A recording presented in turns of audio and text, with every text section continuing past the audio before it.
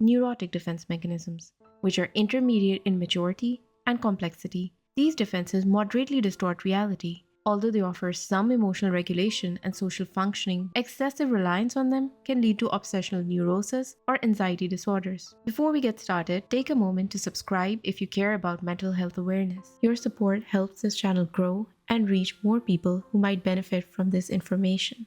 Now, let's take a closer look at some of neurotic defenses. Stay till the end to see which defense is the most effective yet most dangerous. The first defense is displacement. It is a defense in which emotions or impulses are redirected from a threatening or unacceptable target to a less threatening one. For example, if someone is angry at their boss but fears the consequences of expressing their anger, they may displace it onto a spouse. The spouse might redirect her frustration onto children, who might take their anger out on an even weaker target, such as a pet. Displacement can also occur toward inanimate objects. For example, someone might slam a door, throw an object, or punch a wall when upset with a person or situation they can't control directly. The next defense is intellectualization.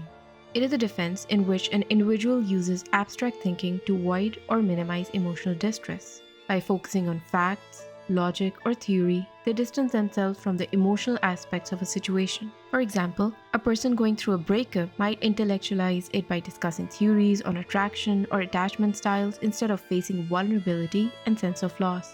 Instead of grieving the death of a loved one, a person discusses the biological or philosophical process of death or the legal requirements for arranging a funeral. A person with addiction may talk about the brain's neurological response to substances instead of confronting emotional pain or guilt or taking personal responsibility. Intellectualization is common in teenagers as heightened instinctual drives and a weaker ego lead them to rely on intelligence to navigate challenges. By engaging in intellectual discussions, they can detach from the intensity of their emotions. However, these abstract debates rarely resolve real-life practical issues and have little impact on their actual behavior. For instance, increased empathy often fails to prevent inconsiderate behavior. Similarly, a more sophisticated view of love does little to curb emotional callousness or infidelity. Rationalization. Rationalization is the defense in which an individual justifies or excuses their behavior, thoughts, or feelings with logical-sounding explanations, even if these reasons are not the true underlying causes. This allows the person to protect their self-esteem and avoid confronting uncomfortable emotions like guilt, shame, or anxiety. For example, a student who fails an exam might rationalize it by blaming the whole education system, rather than accepting that they didn't prepare well. In relationships, someone who has cheated might rationalize their action rather than acknowledging the betrayal. A person with a substance abuse might rationalize instead of acknowledging the bad habit and emotional pain. Someone who frequently buys unnecessary items might rationalize the purchases rather than addressing their impulsive spending habits. In extreme cases, people may also justify corruption, such as stealing or even murder. Reaction formation.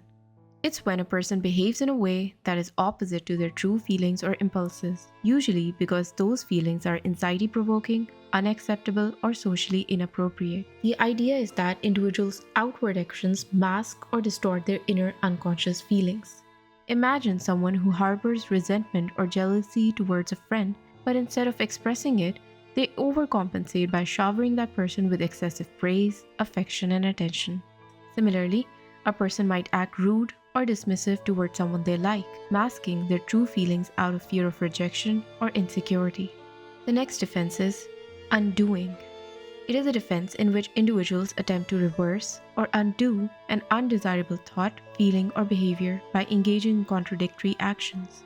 For example, in a fit of jealousy, one might secretly vandalize an ex-lover's property only to feel guilt the next day and send a bouquet of flowers as a symbolic act of atonement.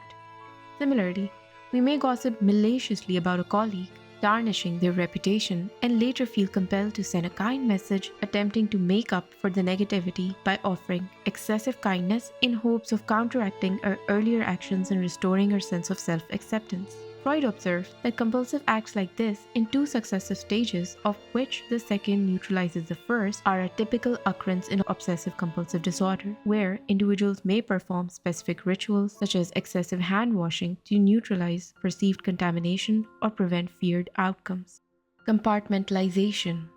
It is a defense in which an individual separates or compartments conflicting thoughts, behaviors, or emotions in isolated mental boxes so that they do not interfere with each other. Essentially, the person can continue engaging in certain behaviors or holding contradictory beliefs without feeling distressed by the inconsistency or cognitive dissonance. For example, a person who is very environment friendly might work in a job where they occasionally make decisions that harm the environment. To cope with this contradiction, they may compartmentalize by viewing their work actions as just part of their job and unrelated to their personal values. Outside of work, they may volunteer for environmental organizations or practice sustainable living, seeing these actions as separate from their work behavior.